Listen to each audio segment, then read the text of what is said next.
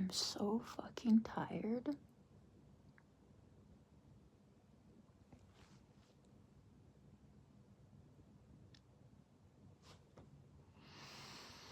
But I made it. I'm finally settled.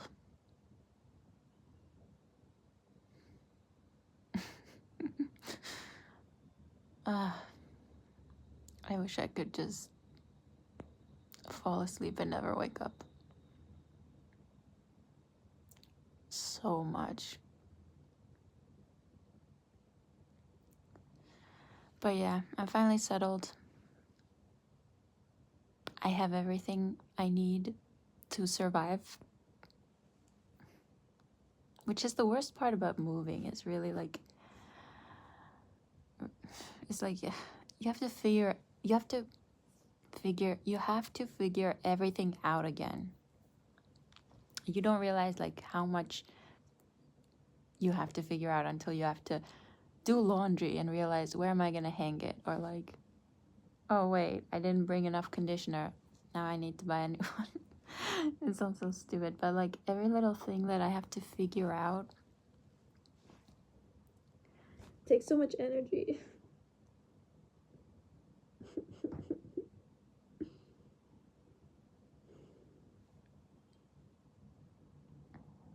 But anyway, I think for the most part, I'm good now. Like, I figured it out. I'm okay. I still need to buy a bathrobe. I couldn't bring mine.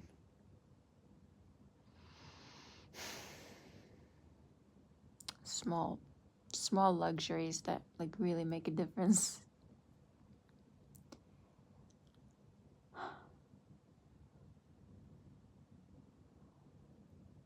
Why am I making this video? Okay, yeah.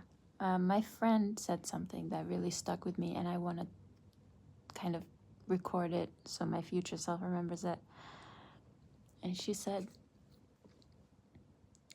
something along the lines of, like, you know, when you met P, my ex, how you felt like it was a miracle. Like, it was a miracle that life could transform in that way. Or like life can look that way, because it never happened to me before. So like it was a first, you know, it was my first like real relationship, let's say. And like before that happened, I just felt like it was hopeless. Like I felt like it was never gonna happen for me. And maybe if you're autistic and, you know, you kind of had a late start to life, you might relate to this one. But like, I kind of felt like it was never gonna happen for me, if I'm being real. And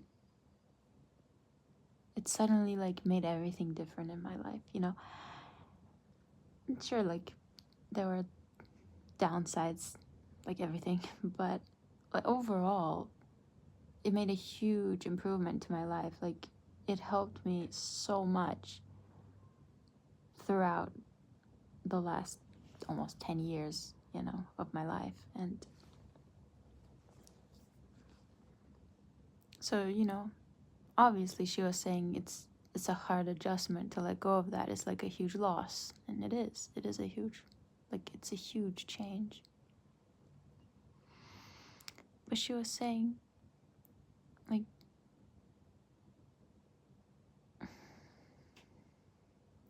but like I recognized that it had to end. I recognized that it served me and it had to end. But I also feel like because it happened once, it can happen again. You know what I mean? Like, because it happened once, it can happen again.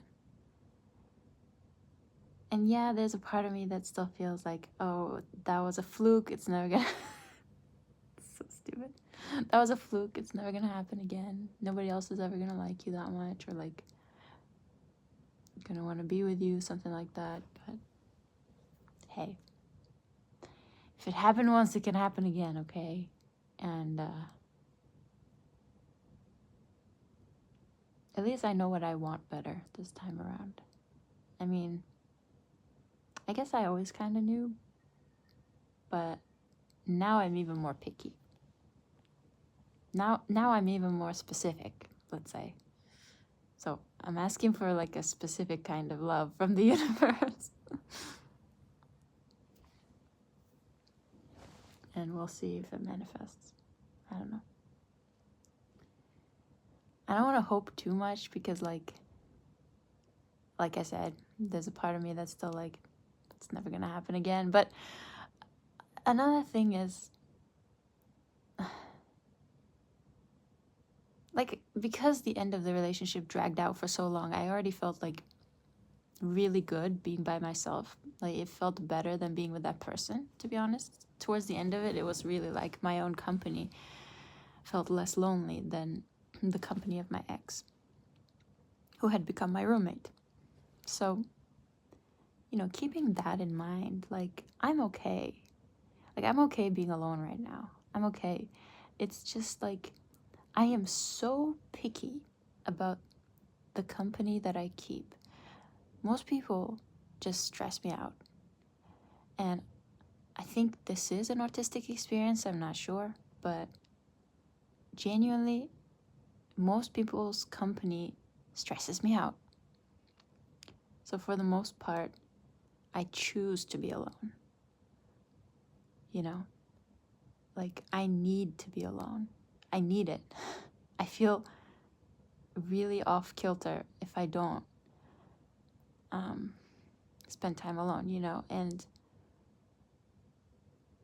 like, it has to be a really specific person for me to want to, you know, choose to be with them instead of being by myself, if that makes sense.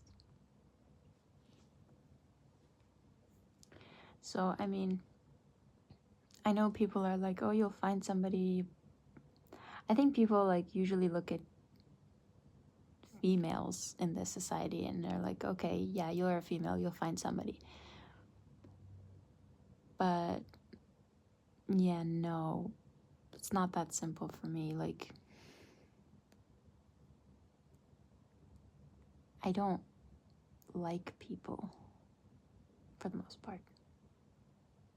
I really don't like, they stress me out.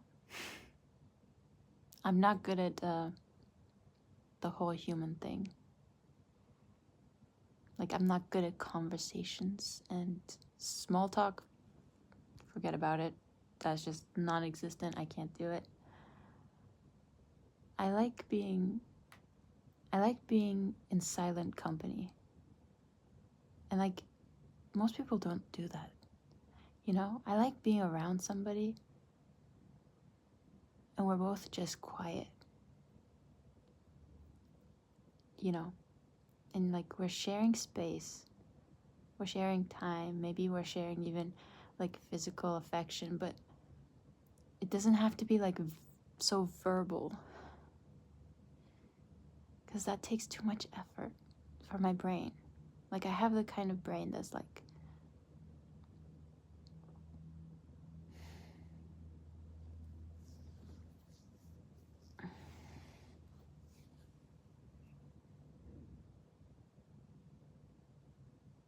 I don't have a normal brain.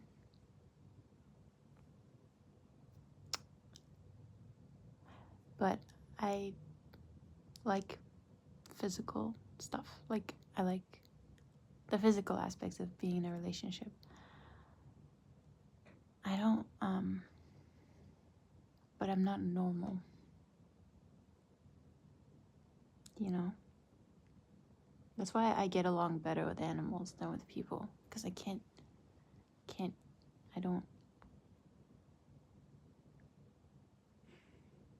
I don't get the whole people thing. Like, I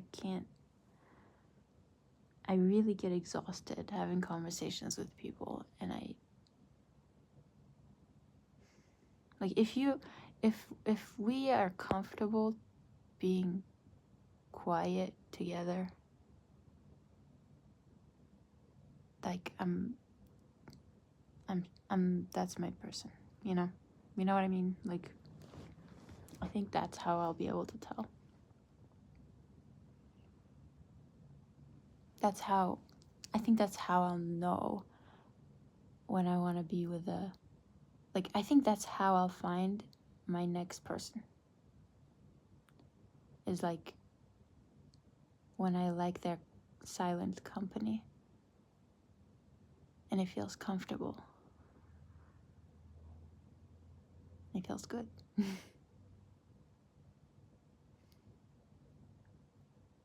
Think words are overrated. I know I'm talking now because it's a YouTube video, but talking to yourself is actually like much better than talking to other people. I don't know if you've ever tried it. It's actually much easier because you don't have to listen and you don't have to respond in a specific way. Like you can just, talk. I'm better at just monologuing than conversing,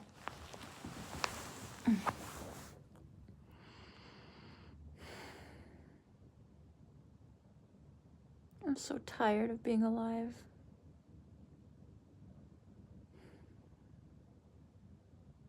And maybe it's because I have some sleep issues, but like overall, the whole thing is overrated. I don't know. Like overall, I don't know. I just haven't experienced something so far that like really makes being alive worth it. 'Cause like the downsides seem to be more than the upsides. For me personally. Maybe you disagree. But so far in my life, like I just haven't had enough upsides to make the downsides worth it.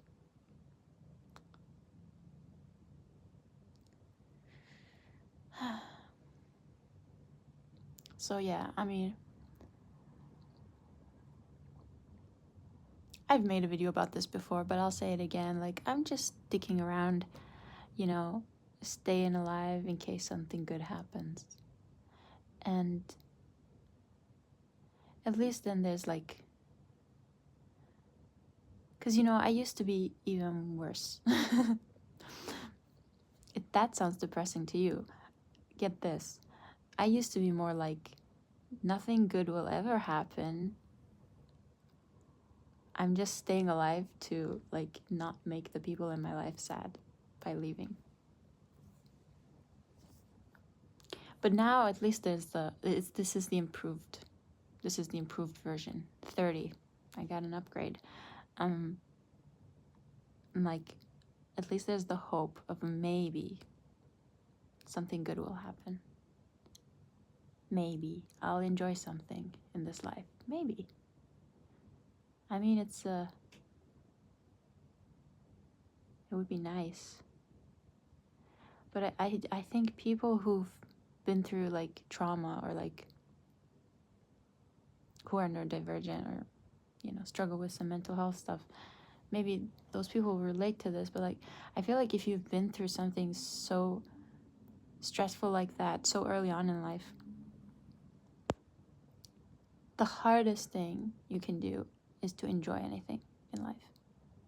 That is the greatest achievement if you have been traumatized.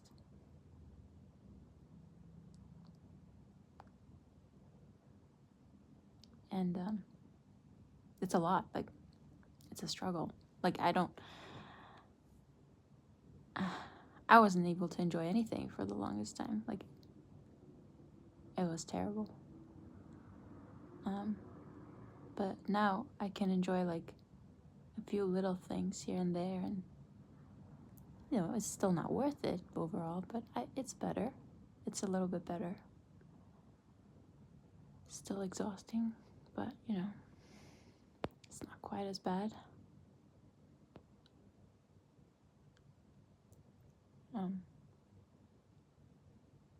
But yeah, I think my life's goal, I guess, is to enjoy it in some way.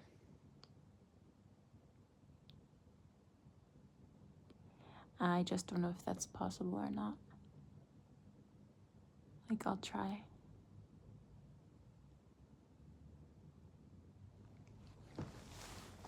try my best.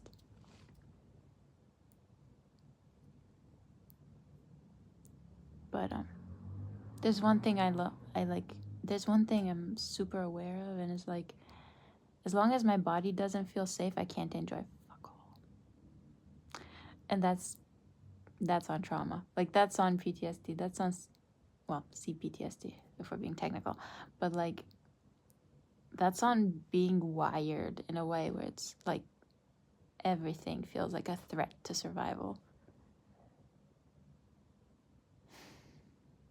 And most of my life is about me trying to calm my body down to a point where I'm like actually able to enjoy something instead of just being terrified the whole time. Like on a physiological level, not in my head. My head is the calm one. Like, I'm trying to teach my body to calm down. My head is the calm one. My body is just like a bit messed up.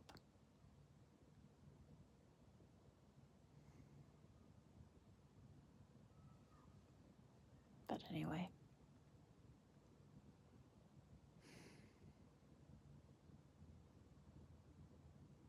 Let me know if you relate to any of this, and I hope this was relaxing.